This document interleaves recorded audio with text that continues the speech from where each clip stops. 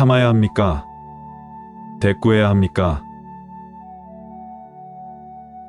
우리는 살면서 수없이 많은 말다툼의 순간을 마주합니다. 어떤 사람은 이유 없이 나를 무시하거나 화를 내고 때로는 억울한 말을 듣기도 합니다. 그럴 때마다 우리는 고민하게 됩니다. 이걸 참아야 하나 아니면 한마디 해야 하나?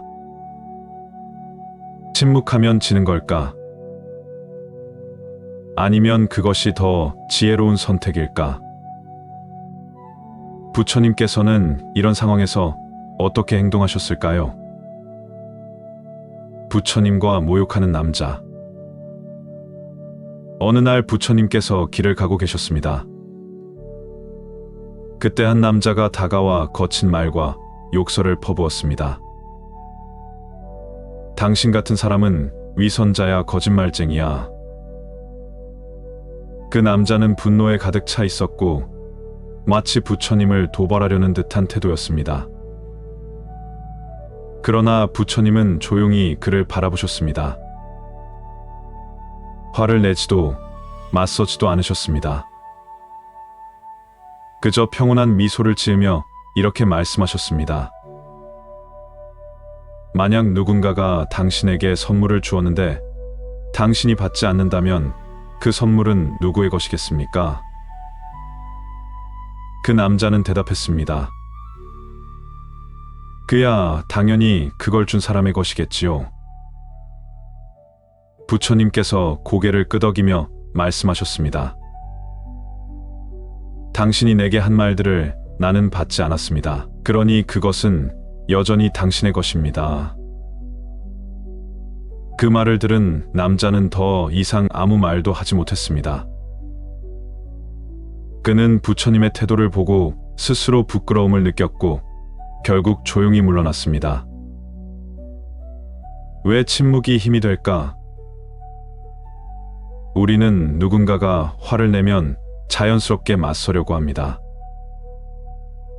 억울하면 변명하고 모욕을 당하면 반격하고 싶어집니다. 그러나 상대방의 분노에 반응하는 순간 우리는 그 감정에 휘말리게 됩니다. 그러면 싸움은 더 커지고 감정의 소용돌이에 빠지게 됩니다.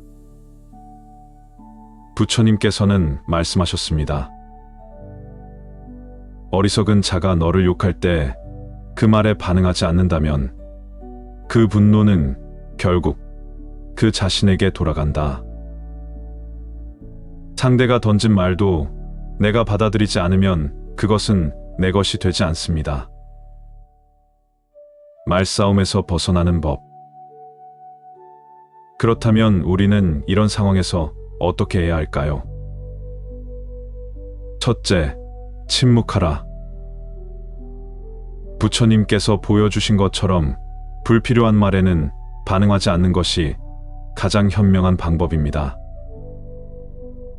침묵은 약함이 아니라 강함입니다. 말다툼을 피하는 것이 아니라 상대의 분노에 휘말리지 않는 것입니다. 둘째, 감정을 다스려라. 상대의 말에 즉각 반응하지 말고 내 감정을 먼저 살펴보세요. 내가 분노에 휩싸이면 결국 나만 괴로워집니다. 침착한 태도는 나를 보호하는 가장 강력한 무기가 됩니다. 셋째, 자신을 지켜라. 침묵한다고 해서 모든 상황을 그냥 참고 넘어가라는 뜻은 아닙니다. 필요할 때는 단호하게 거리를 두고 나를 지키는 선택을 해야 합니다. 침묵과 무시는 때로 가장 강한 응징이 될 수도 있습니다. 평온함을 지키는 힘. 누군가가 나를 모욕하거나 말싸움을 걸어올 때 그 감정에 휩쓸리지 않고 나의 평온을 지키는 것이 진정한 승리입니다. 부처님께서는 이렇게 말씀하셨습니다. 침묵은 최고의 응답이다. 분노에 반응하지 않는 것이 이기는 기입니다.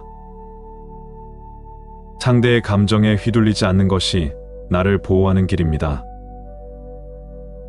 우리는 불필요한 싸움에서 벗어날 때 더 자유로워질 수 있습니다. 말싸움이 아닌 침묵과 지혜로 우리의 평온을 지켜나갑시다.